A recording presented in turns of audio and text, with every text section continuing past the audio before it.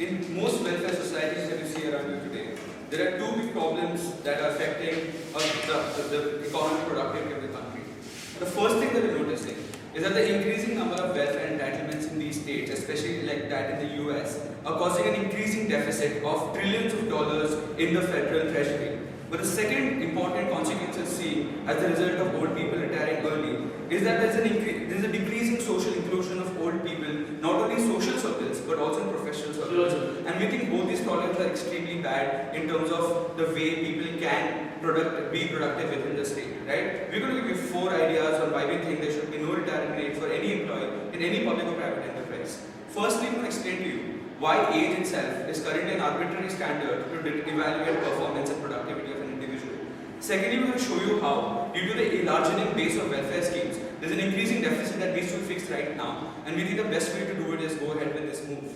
Thirdly, we'll explain to you social harms and accrue out of this. And lastly, I'm going to show you how initiating this policy is going to increase the quality of the workforce, right? So let's understand why currently there are age requirements for different services, right? Because age, as any number of years that you have lived in your life, is an arbitrary standard for several things, right? But the reason arbitrary standards are set is because in many cases it's unfeasible for the state to go ahead and individually assess the capacity of each individual to carry forward a certain kind of work.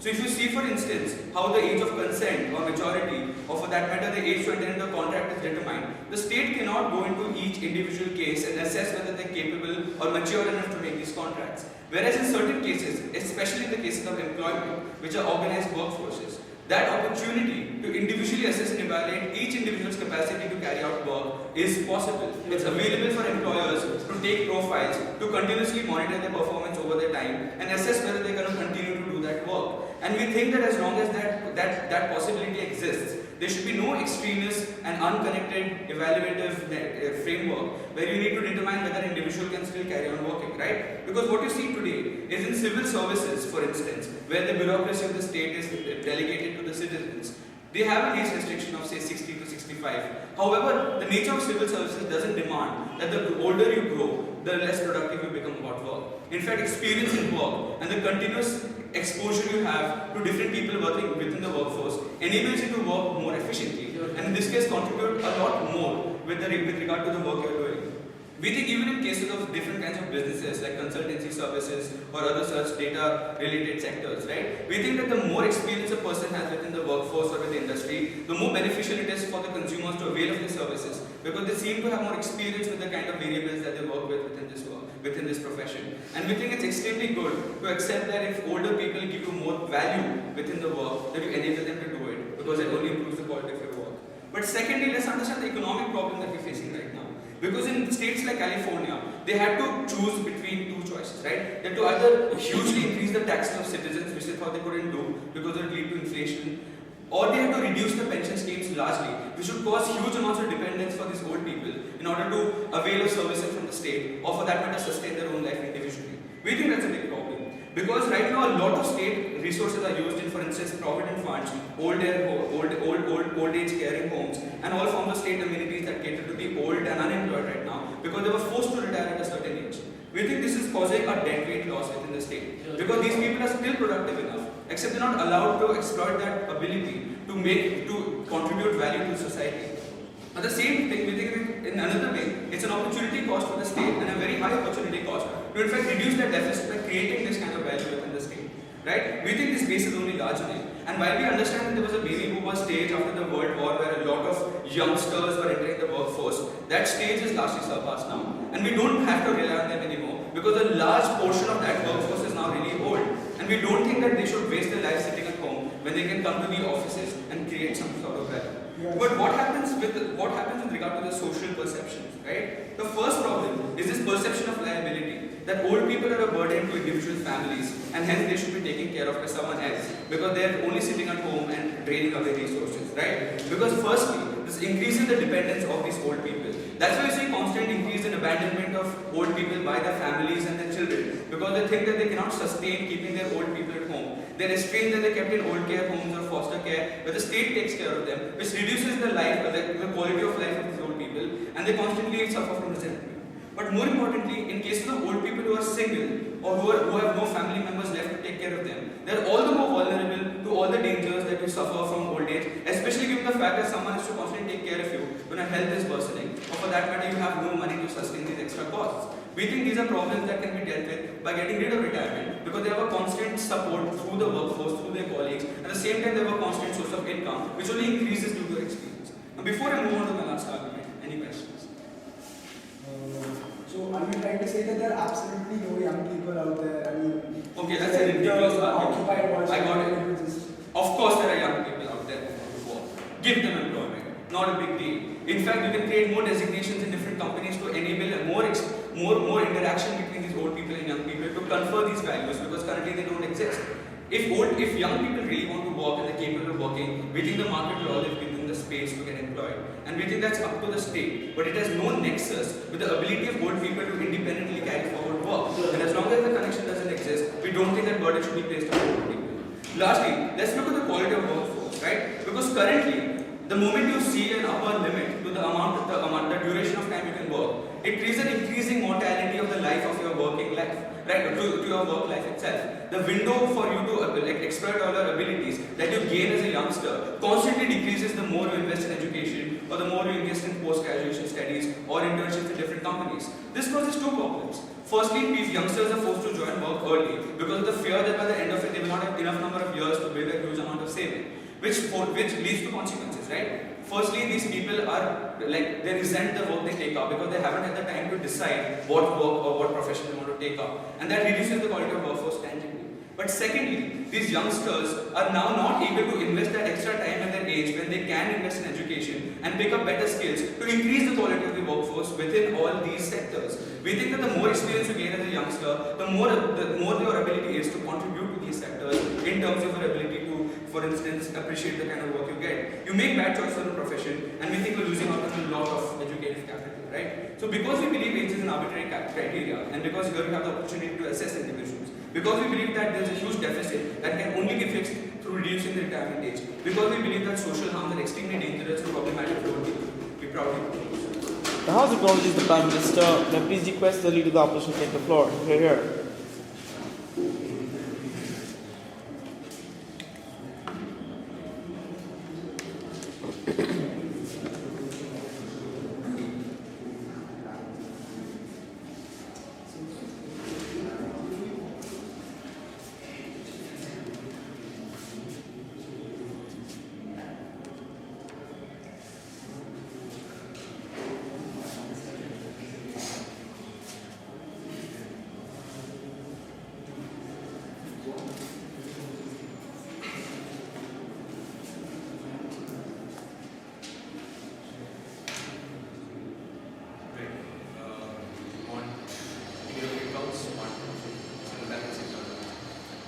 So, Madam Speaker, the three important things that came out from this speech was about how state treasuries are being depleted, about the social exclusion that these old people are subjected to, and how they tend to become a liability when they grow old, and the last thing, how age is arbitrary. Okay. First things first, state treasuries depleting, right? Like we will tell you through the course of our speech how the state is shifting the burden of its welfare. Being a welfare state, its burden is primarily to look after the needs of the people, in this case, which the needs of the people are of the old people, right? So the state is shifting its burden of taking care of these people by forcing a retirement age, right? It's not the burden of the private enterprise who work for a completely different motive altogether from the state to ensure that state treasuries are not getting depleted, right? And secondly, about this age being an arbitrary factor, Madam Speaker, we tell you that this particular age has been decided after looking into consideration that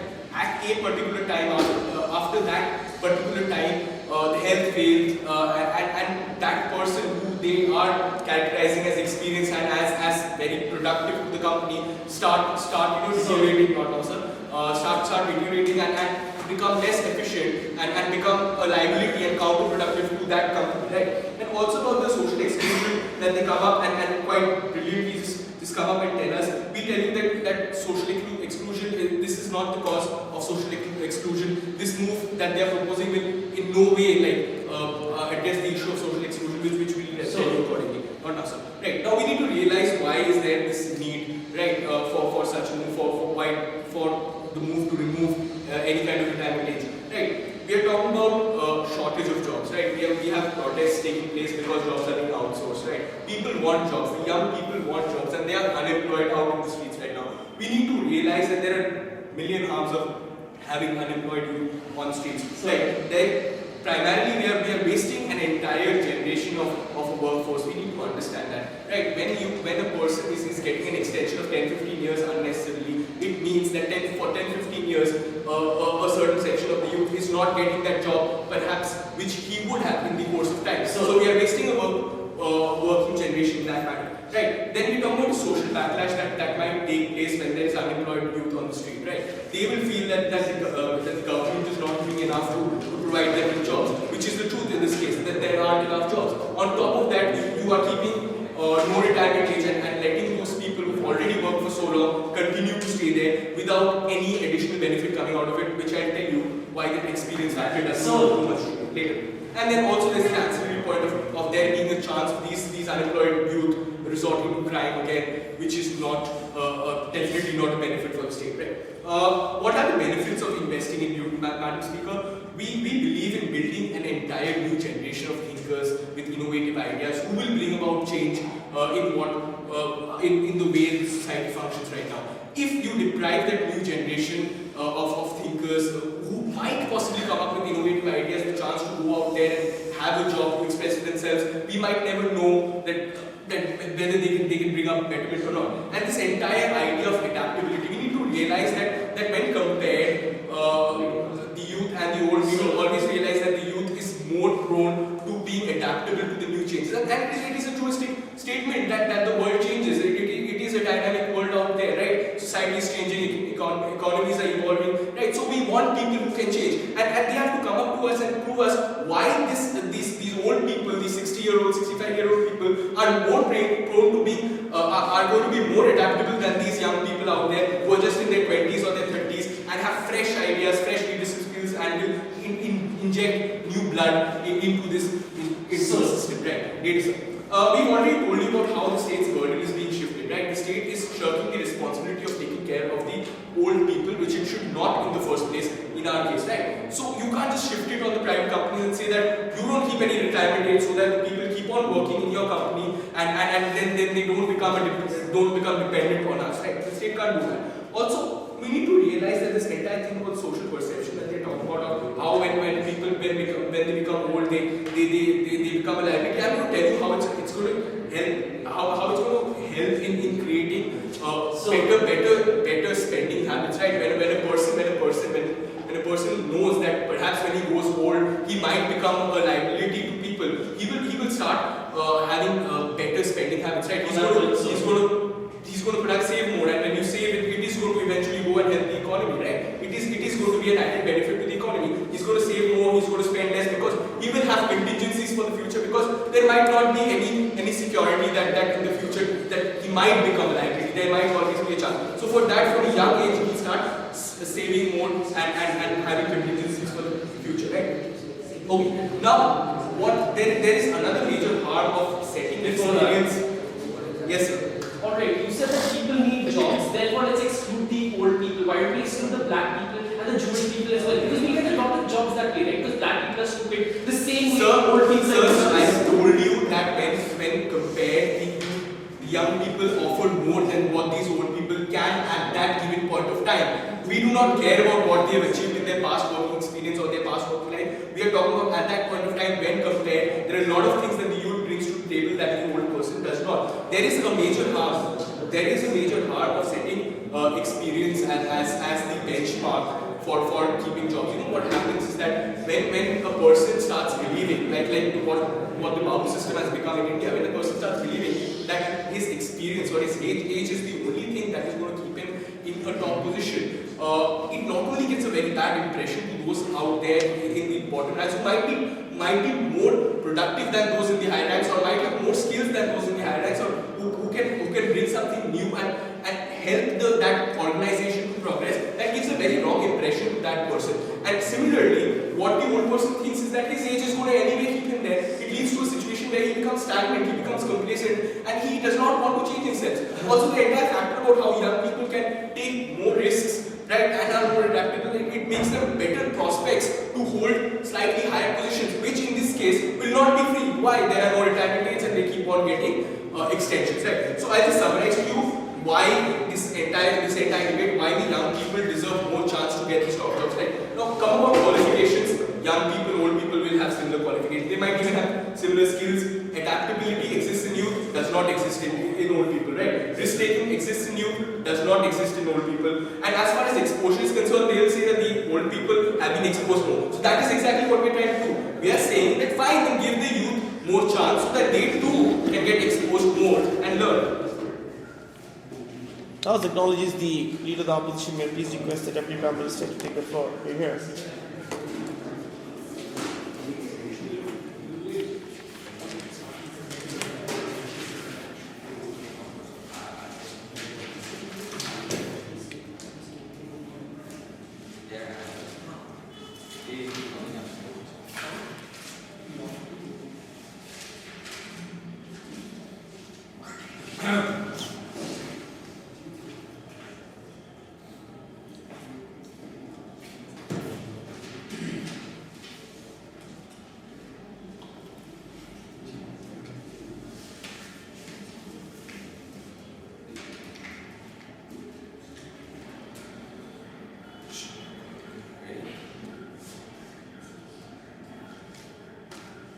Mr. Speaker, in developed countries all over the world, where there's been a growing shift of individualism, we see nowadays that the old are economically and emotionally orphaned by the youth and the state.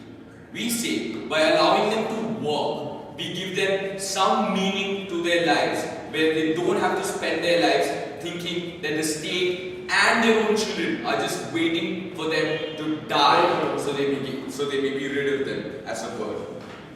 Before I move on to my constructive way, I'm going to talk about exactly this argument, about how this is giving new meaning to their life and giving them a new lease to life, and it's not an attack, and we're getting rid of an attack to their dignity.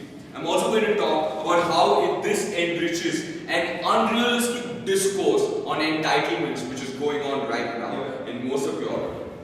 But before that, a few rebuttals. Side opposition really doesn't have a stance today. First, they said that we're going to force old people to work despite them wanting to. As if we're going to run slave labor camps where Hitler, where they force the elderly to work. But then they said later that the old people are going to get complacent, that they're not going to get fired, they're going to remain there, and it's going to hurt the youth. So we don't really understand where the harm is. Is the harm that we are forcing old people to work against their will, or is it that the youth don't get jobs? We reject both propositions. Firstly, we say that there's a difference between retirement and retirement age. What a retirement age does is it forces anybody who reaches that age to retire necessarily. Allowing for retirement means you voluntarily choose when you think you can no longer contribute, or as a matter of fact, you don't want to contribute any longer, or you want to just chill on the beach and drink margarita, and you can do that instead of being forced to do that against your will. We think that's important.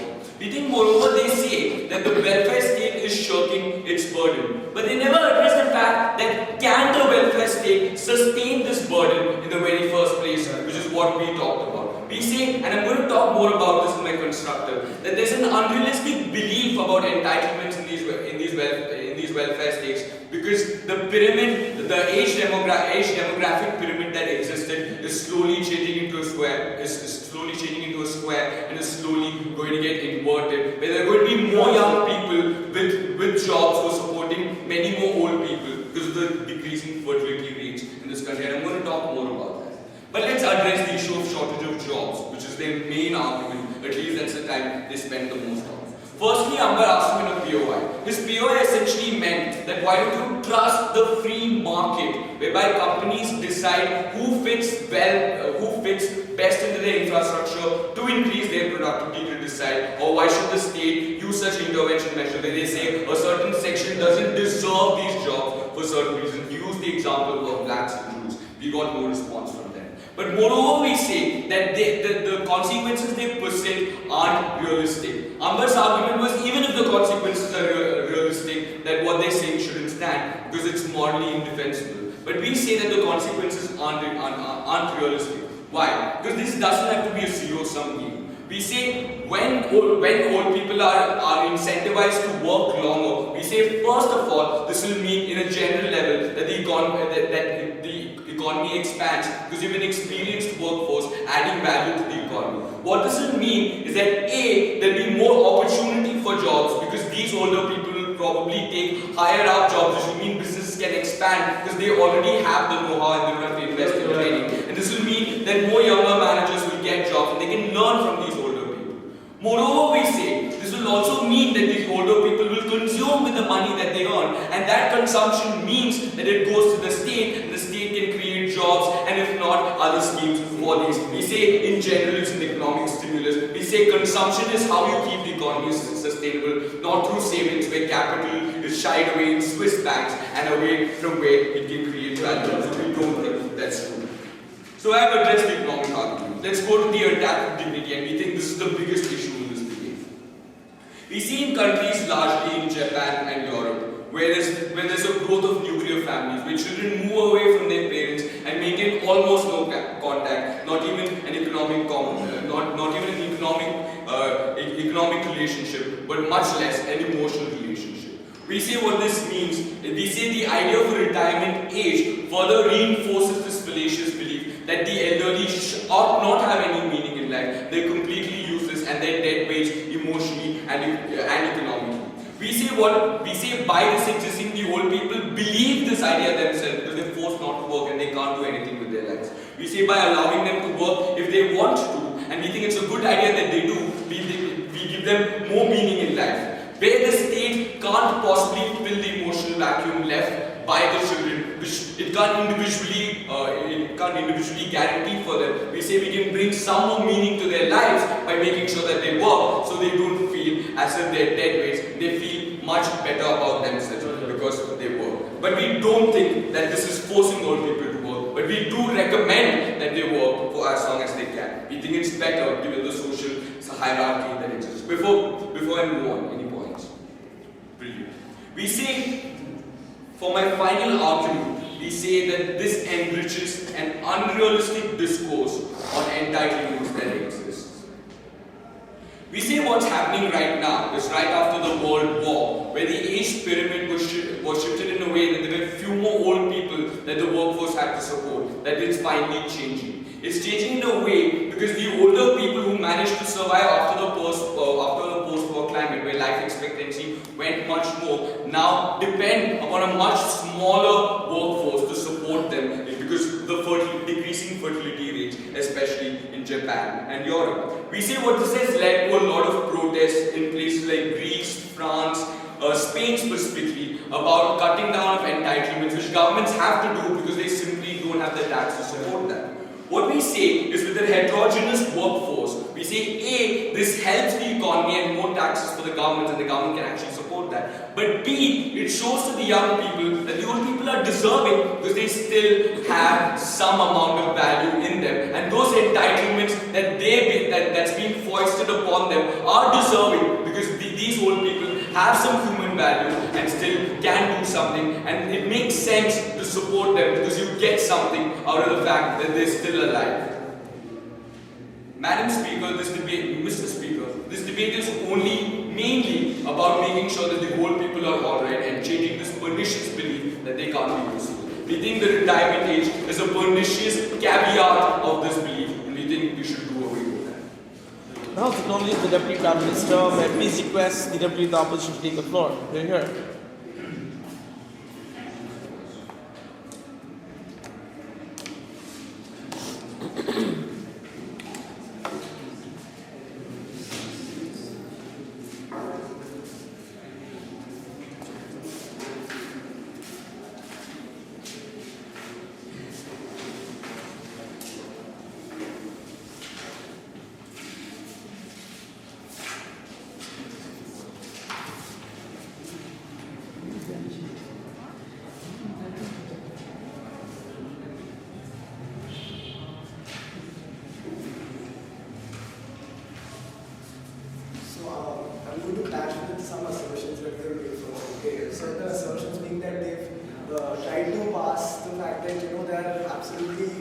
no youth there who want to get jobs, and we're trying to prove how these youths, right, are actually suffering, and why catering to these youths is more important than catering to these elderly people, right? And as a whole, why our case is much better, right? So they come up and tell us, can the welfare state really sustain? To which I have like two levels, right? If the welfare state cannot sustain itself, then why should these companies be burdened with these people, right? We tell you that there is a reason this age is not arbitrary, like they've characterized, right? This age has been thought out after much deliberation. We tell you this age is an average age after which productivity levels fall, right? Because there are health concerns, because these people are generally moving old. You cannot possibly come and convince us in any way that an 80-year-old man will be as fast or as swift as say a 23 or 25-year-old man, right? So we tell you that this age is not arbitrary and productivity is actually a major concern, right? So given the fact that productivity does fall, right, the only point that really stands in their favor is experience, right? To which also we really have a problem, right? Now given that productivity falls, these companies are actually being burdened by these,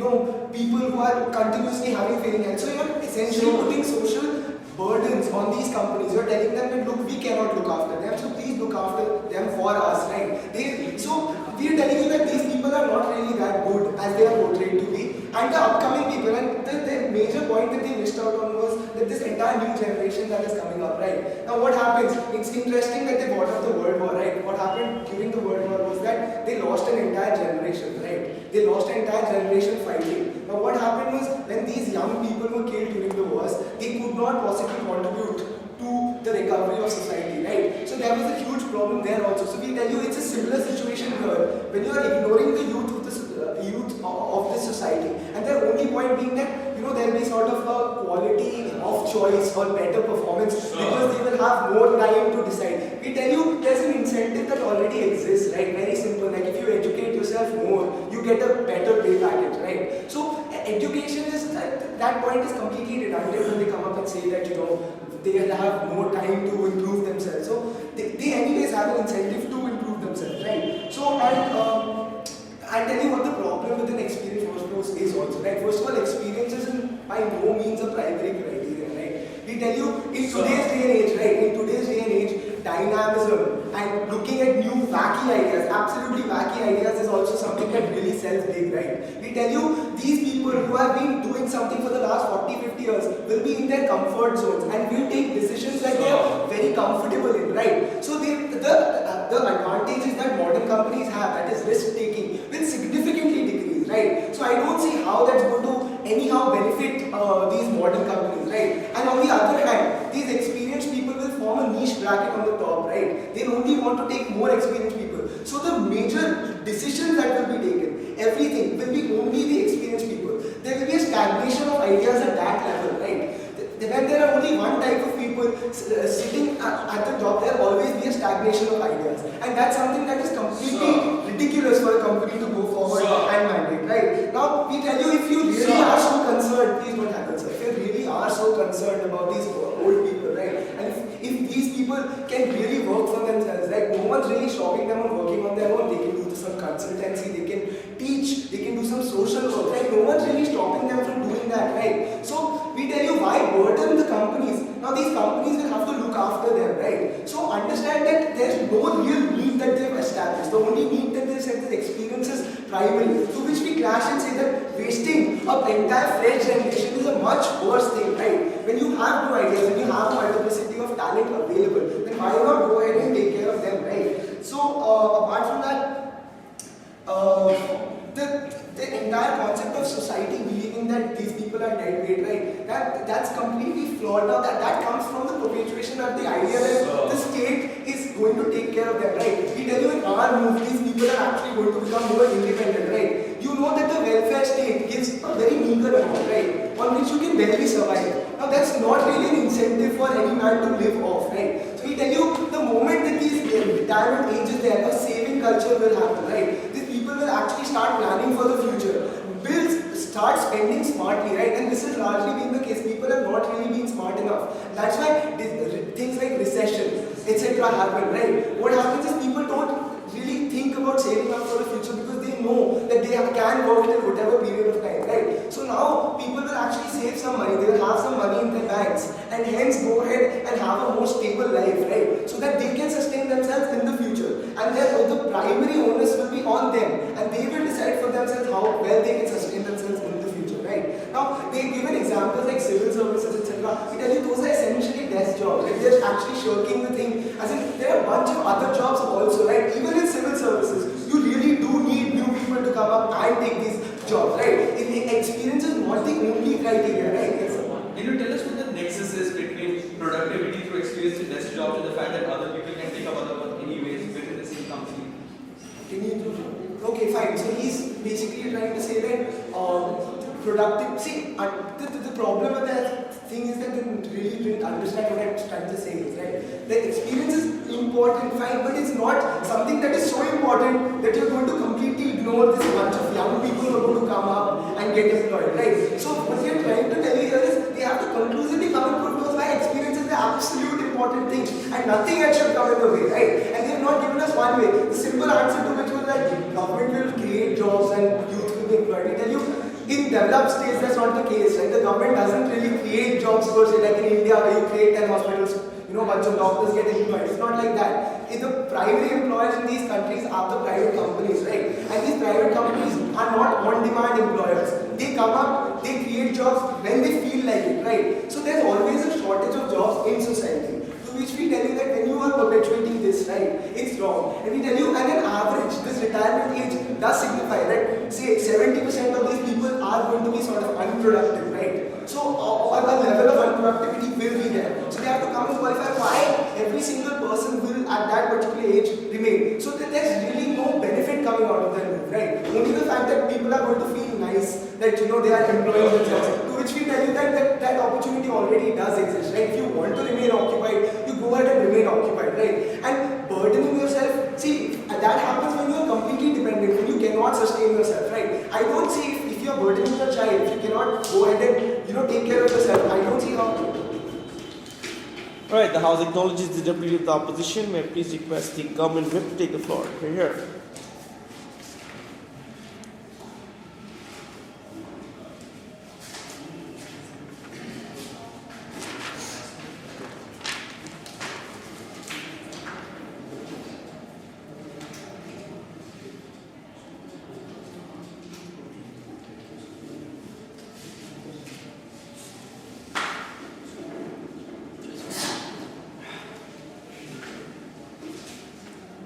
Madam Speaker, the cornerstone of every value that mankind holds dear and every human right that exists in the world is the idea of human dignity. Human dignity and respect for persons generally demands that we don't make arbitrary distinctions between people. It means that people cannot be treated as mere objects that can be lumped into categories like Mexicans, like Jews, like blacks, and like old people. And we tell you that when they make all of those generalizations about old people not being innovative, not being adaptable, they attack the dignity of these old people, and we tell you that that is not fair. And I will tell you why that's particularly important in this debate. There are three questions that we need to look at. The first is age a standard, and can there possibly be a better standard? Secondly, how does this affect lifestyle choices? And thirdly, is the perception of old people going to change, right? So Shanta told you right in the beginning that age is generally kept as a standard where you don't have any objective indicia as to how this person will behave, what his capacities are, etc., etc., right? That's why we have the age of minority and majority, the age of consent, etc., etc. And we have some exceptions to this as well, right? Because when you have children in situations where they go to a court and try to seek emancipation, even below the age of minority, they can be declared majors if the court can objectively determine that this child will take care better of themselves than their parents are currently going to do, right? So the idea that age generally isn't a good standard. The thing is that it's a convenient standard, right? We tell you that when you have objective indicia like how productive this person is he coming to work, does he have Alzheimer's and is like not able to like get himself coffee or whatever, right? We think that when you can see all of these things directly affecting productivity of that individual, then you can decide whether or not you should approach this person and say, maybe you want to retire, if you don't retire, we're going to fire you, etc., etc., etc., right? We can do that simply saying that old people are not adaptable isn't good enough, right? And it's also a really bad argument, right? Because they seem like old people are not adaptable. Yeah, because old people at one point were young people. and more adaptable, and now they're perfectly adapted to the kind of job that they're doing, right? And that's why they're more productive to the company and more valuable to the company, right? They say that old people are not innovative, right? That's really stupid, right? Because Einstein did most of his work when he was old, but I'm not going to run on some one-off exception. But they haven't given us any analysis to completely come to this conclusion that your capacity to innovate decreases with age. Adaptable maybe, but that's really not a harm, right? The same generalization of children not being responsible can be countered with the idea of emancipation, right? So we still need to tell them why age is the best possible standard as opposed to the standard that we laid down, which actually takes into account the productivity of the company. And then they're really stupid, right? They start talking about how the state is burdening the private industry, right? Of course they're not. If you're old and you need to be innovative, right? We will fire you if you're not innovative. The same way we will fire you if you're not innovative, if you're young as well, right? We tell you that your age becomes completely arbitrary and therefore violates the dignity of these people when you use these O's, these so-called determinations of old people being really bad, right? Because you know, like Falias Nariman is something like 80. He's still the best lawyer in India and the highest taxpayer in India as well. The problem with your case is if you impose retirements, Falias Nariman would have had to retire at the age of 60. We would have been deprived not only of a lot of great jurisprudence that he added to the country, but also a lot of taxpayer dollars as well, right? So yeah, you lose on that. But let's look at why you lose for other reasons as well, right? And this is the idea of lifestyle choices, right? This is why I asked the POI, why don't you apply the same thing to black people, right? Here's the response to that, right? They say that old people can retire, they can do consultancy and they can teach. That's equivalent of saying, oh, Mexicans don't need to take corporate jobs, Mexicans can pick cotton, black people can work at KFC. The problem with that is that it's arbitrary. You're lumping people into categories where they don't belong. Teaching and consultancy should not be seen as solely the preserve of old people who simply can't do anything else because they can do other things and they have actually shown it to you. Go. So do you think that when old people have stagnation of ideas, if you're firing them, don't you think it's a lack of dignity of firing them for something that can actually No, because it's their job. They're supposed to bring it to you and they're still going to get whatever severance package they would have, right? Because if I retire at the age of 35, I'm going to get less than what I would have got had I retired at the age of 55, right? So all of these things are already taken care of because it's about your years of service if you actually knew anything about this, right? Which you don't, right? The idea is that they say younger people need jobs. Well, you can make jobs for younger people in a lot of ways. Fire the black people, make them work at KFC. Young people will get jobs. But that's really not the problem here, right? Because young people's interests cannot be just arbitrarily increased to being over and above the interests of old people, right? And here's the problem, right? This is what Palli talked to you about at great detail, right? When you have more senior management, there are more people who need to work under them, right? Because you can't have like 20 managers at Goldman Sachs and 5 junior executives because that's not how it works. Our move actually increases employment because when you have more senior managers, they're going to need to have more underlings per senior person, right? And the idea is therefore younger people are going to get opportunities to learn from them. Younger people are going to work under more managers. Businesses will branch out. It's good for business, it's good for employment, and it's good for young people, and it's good for the companies, right? But what is the biggest problem with this, right? And what did we really start out Palli's speech by talking to you about? It's the perception of old people in society, right? Now, we can't really tell you that, you know, society is morally degraded, we should respect old people and all of that. But when we actually see a young kid on a skateboard screaming grandpa or cracker or old fag, it sort of hurts these old people, right? When we think that this leads to kind of social exclusion that they have to deal with, because like they'll go in circles around him, wheeling on their motorcycle saying, are you wetting your diaper yet, right? They treat them as completely useless. They completely undermine. And really that's not going to happen. This is what Sivram talked about changing perceptions right in the workplace, right? Because we think in places of education and in the workplace, the interaction of black people and Mexican people with white people have taken away a lot of the negative perceptions and presumptions that attack their dignity generally in society away, right? We tell you when young people and old people are going to interact at the workplace and young people see that old people aren't completely useless, they're not an undue burden on their tax dollar, they're going to hate them less. And we think that is really good because old people aren't something that should be hated, right? We're not telling you to hug them or love them or whatever, but you know, you get the basic idea, right?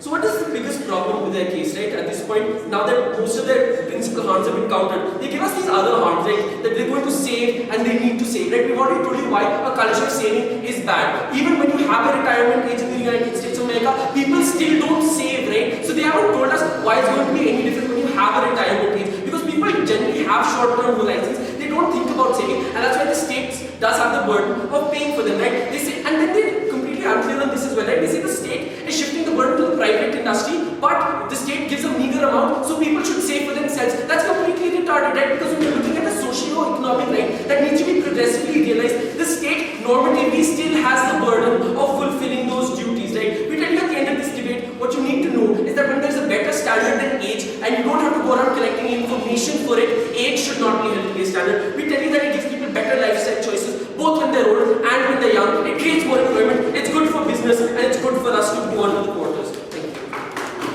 Alright, House acknowledges the government whip. May I please request the opposition whip to take the floor? Okay, here.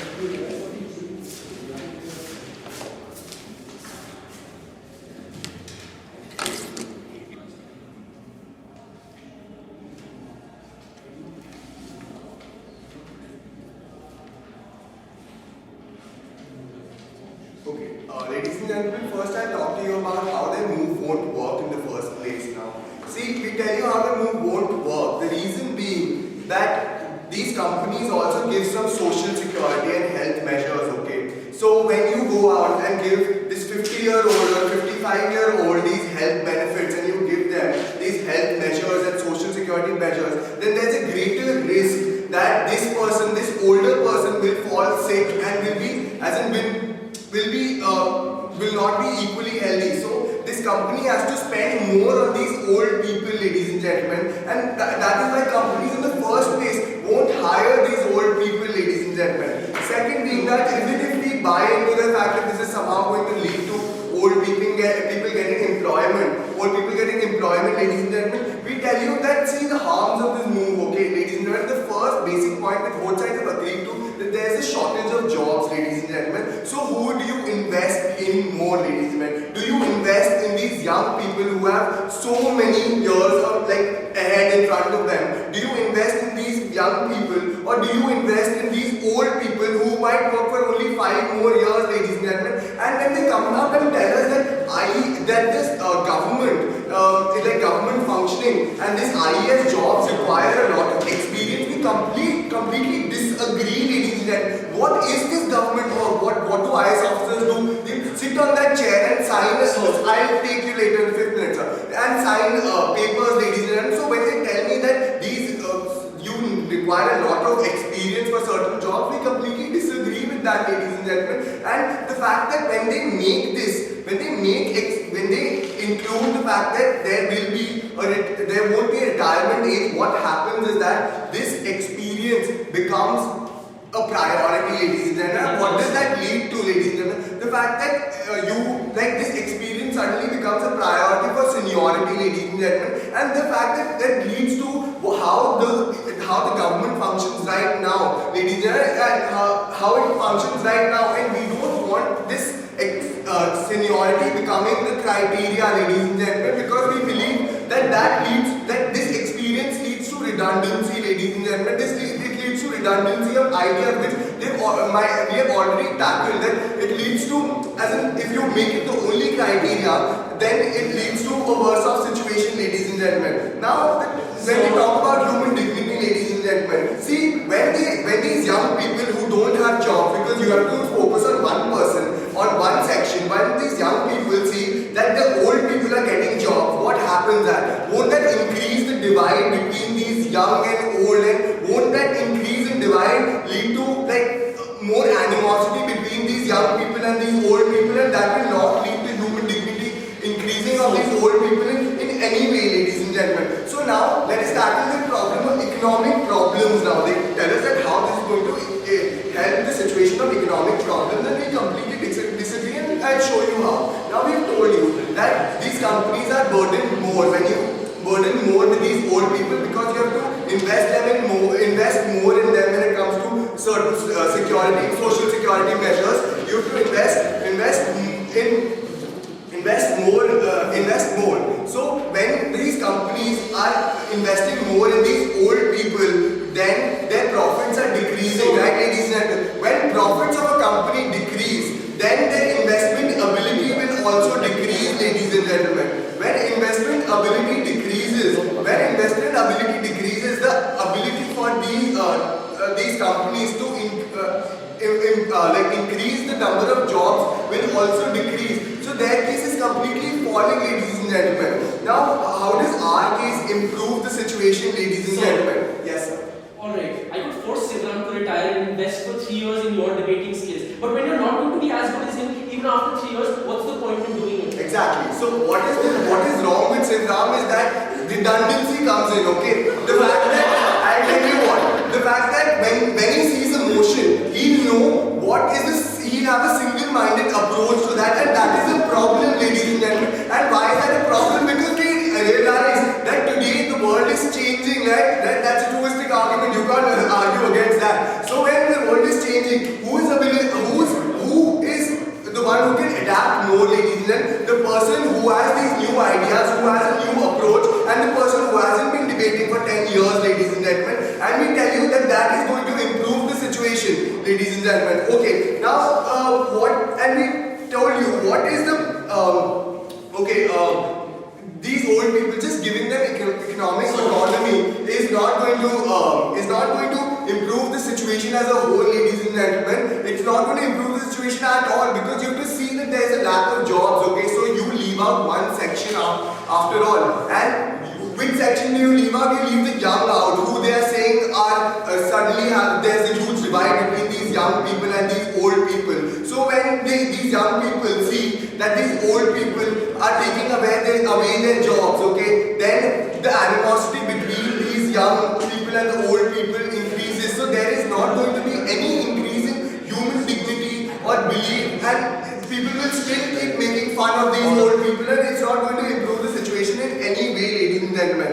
Okay, now they come and tell us that see, we've already told you how it's not going to lead to any economic benefit, it's not going to lead to increase in jobs, it's going to lead to decrease in jobs, because these old people are a burden to the companies, ladies and gentlemen. How are they a burden to the companies? Because there are certain, like you have to spend, there's a higher risk of them getting sick, there's a higher risk of them getting ill, so you have to invest more in them, you have more health costs when it comes to these people. So when these health costs for these old people increase, then that means that the profit of the company decreases, the cost of the company increases, so the investment capability of these companies decrease. When the investment capability of these companies decreases, then they can't manufacture as many jobs as they do. And again, who do you focus on, ladies and gentlemen? Why is a youth policy a very important, and it goes on in every country? See, it's not like there is no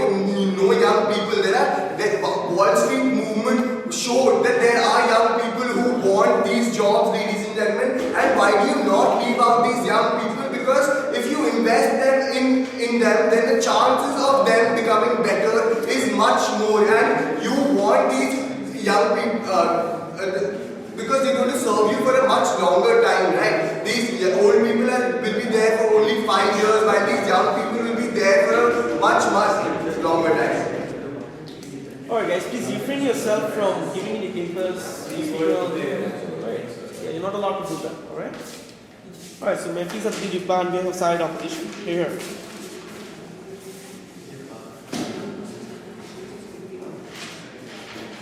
So by the end of their third speech, the case became that keep competent old people and societal perception of these old people as a whole will change, right? Which is something which is ridiculous, right? We tell you old people are ridiculed, right? And this I have to come and do this in my reply speech, it came in their web speech, right? We tell you that old people are ridiculed because they cannot perform, right? Because they are dependent on certain sections of society, right? And that is why they are ridiculed. Now when they are independent, we tell you these old people are anyways respected, right? Anyways respected, so you are actually not changing much for the old people, right? And the twofold argument here is that when there is this monopolization by these old people on the top brackets, by their characterization, right? They have said that the senior jobs will be held by the experienced people, right? Now what does that tell you? That at one level there will be a complete old people domination, right? Now what does that happen, right? The younger people who feel that they deserve these jobs are really not going to get there because there will be a significant lobby there, right? Now when this happens, right, there's an animosity that will increase, right? It's not exactly mingle and make friends, right? There's a hierarchy that exists within a company that they fail to address, right? So their animosity will generally increase. So even these competent old people who could have helped society in other ways like teaching or doing consultancy, etc., right? They are also going to get ostracized. So the situation of old people really isn't going to improve, right? Now, apart from that, what have we said, right? We told you that there's a greater social problem, right, of wasting a generation in general, right?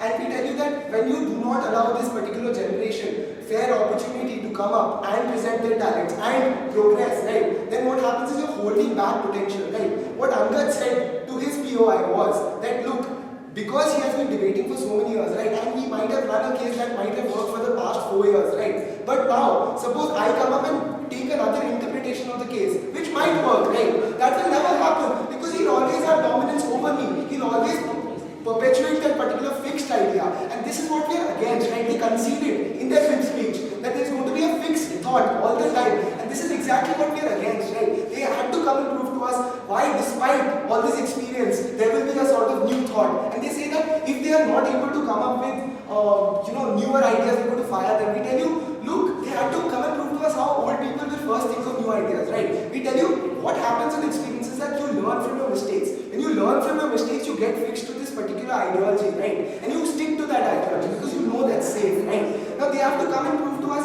why these old people will go ahead and take risks, right? And if they are not going to take risks, then why fire them in the first place? Then you are actually questioning their dignity, you are questioning their merit, which is remaining safe, right? So they have to address that also, which they did not. And they clearly shifted the entire thing of how we need to be nice to old people, right? And we tell you that's not how you win a debate, right? You need to address us on all fronts, right? We've told you there are greater societal problems than just these poor people being ostracized, right? And these old people. And when they equate things to like Mexicans, etc., right? We've proved to you that this age is actually a merit-based criteria, right? They can't just assert their facts that this age is not at all irrelevant. We tell you generally, right? In 90 to 95% cases, there will be these people are not fit enough, or they are not fit enough to even come to office, right? Even if they are fit enough, we tell you there are greater harms that exist. There will be a stagnation of idea, stagnation in the top class, ostracization of these younger people coming in, if at all they come in the first place, right? In all those fronts, we think that we convincingly stand to win this case, right? So, overall, what we're trying to tell you here is that their move is really not doing much good. If they want to remove the fiscal burden of the state, we tell you first inculcate a culture of saving, right? That's how people become smart. People save up money and don't depend on the state, right? In here, they've not proved to us how this burden must be placed on the companies who anyway want to exercise maximum profit, right? And why is it in the best interest of the companies to take this additional burden of these redundant old people to come and work, right? So their entire case, I think, is completely ridiculous when you come to think of it at the end of the debate, right? So, Alright, please have the government reply.